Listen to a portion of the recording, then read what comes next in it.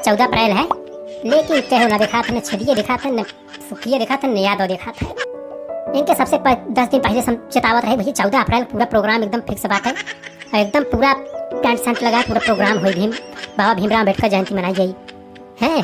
लेकिन देखा था सारे कानून ना देखा था न, का बताई इतना परेशान बाटी, इतना परेशान है का बताई हम इंजन की वजह से। ए सुखिया सुखिया, अरे सारे कहाँ मर गए रे? हाँ बनवारी भैया आइए बाटी, थोड़ी आज नींद लग गई, सो ही रहे बनवारी भैया, बस एकदम पहुंच गया है बाटी। हाँ बोला का है बनवारी भैया, बस का बताई बड़ा लेट हो गए। कहाँ गन छेती का सब हाँ, और सुरती मलानवा कह रहे आई है, ठुक कह रहे हैं क्यों ना देखा बाटे? अरे ससुर आई है पहाड़ तोड़ देहा की क्या बजा देखा थे इतना टाइम हुई है आज 14 अप्रैल रहा कह रहे चला प्रोग्राम करे बाटे और पूरे गांव को न्योता दे बाटे। अभी तो सब सोते बाटे सब जनी। भाई भैया बस हम सबका एकदम कह के लिया कावत है, चला तू पंडाल में चला पहुंचा, और बाद सबका लिया कावत है, देखा था उधर ही सुरती मलानवा कह रहे और छेदी काका का यादव और सबका लिया कावत है, ठुको बाटे वहीं में। हाँ चल चल चल जल्दी चल, आज बाबा भीमराव अम्बेडकर की जयंती है, लागत तो बड़ी बेइज्जती करा देबे। हाँ इतना अच्छा प्रोग्राम होने से हम सोचे रहे हुई, जल्दी चला भैया तू चला पंडाल में पहुंचा, हम लिया सबका आवत है यादव सबका लिया गया ठोक अब सुरती मलानवा सारे कह रहे पता न कहाँ रही है राज छेदी काका, आज बड़ा लेट है उठिए ने देखा यहीं तक पहुंचा ना, चला सब पहुंचा। अब आज मंत्रियों जी आज यहीं तक हुई, चला चला भैया एकदम पहुंचा, हम पहुंचत है। हाँ सुखी, अरे यादव ना आन हो, कहाँ रही है यादव? नहीं बस आउते रहे, बस कहें भैया चला हम आइए, और सुरती मलानवा लोग कहे बाटी और ठुटको कहे बाटी, अब उधर ही मोटकी भौजियो जी आवत है ना, ललका उलका सब आवत बाटिन दक्षिण हाउक ना। हाँ सब एकदम सावत बाटिन, प्रोग्राम बस तैयारी करा एकदम प्रोग्राम नंबर 1 को हो। का हो यादव यह कहे रहे आवे खाती यह टाइम होत बा आवे के? अरे नाही बनवारी भैया आवत रहे, लेकिन अब थोड़ा कहे समझ चलिए नहा वहा लिए तब चलिए, नहीं तो पूरे दिन भर ही रहे के बाटे, अब आज बनावे के बाद तो नती थोड़ा काम काज गई क्या आवत है। अरे आज रहा हमारे चपड़ गंजू दादा आई है, अच्छी बात बा। हां ये चपड़ गंजू दादा, अरे बचवा चपड़ गंजू दादा दे रहा, बस यह है हम सोच रहे थे प्रोग्राम तो स्टार्ट होए, तू है देख चक्कर हम आई बाटी, हम ही अकेले पहुंच गए।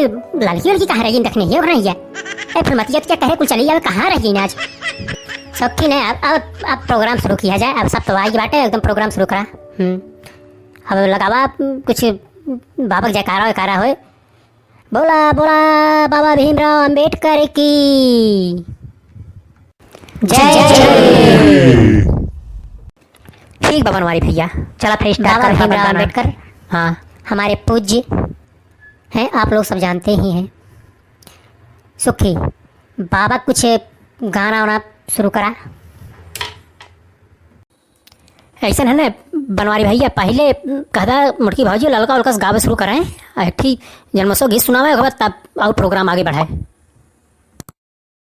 हाँ सही कहते बनो सुखिया बे, पहले गावे मोटका को गावे एकदम तब बताया जाए।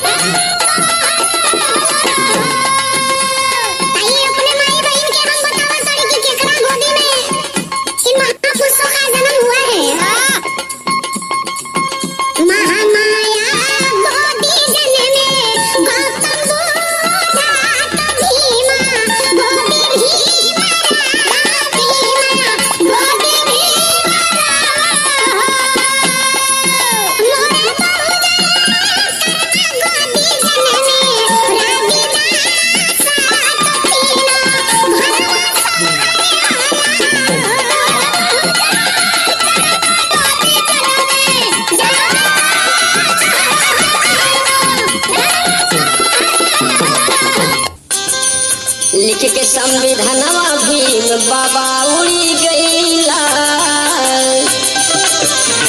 लिख के संविधानवा भीम बाबा उड़ी गईला, पढ़े लिखे के अधिकार दई गईला, पढ़े लिखे के अधिकार दई गईला, पढ़े लिखे के अधिकार दई गईला, लिख के संविधानवा हो,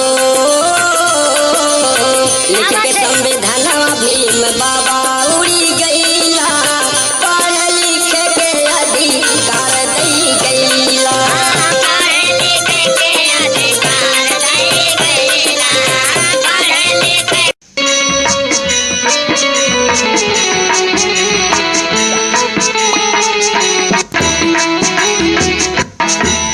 लंदन में जाई के पढ़ाई बाबा कैला,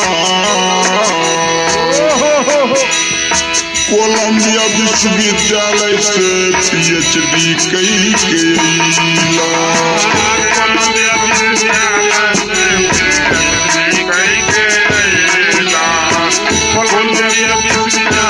से PhD कैला,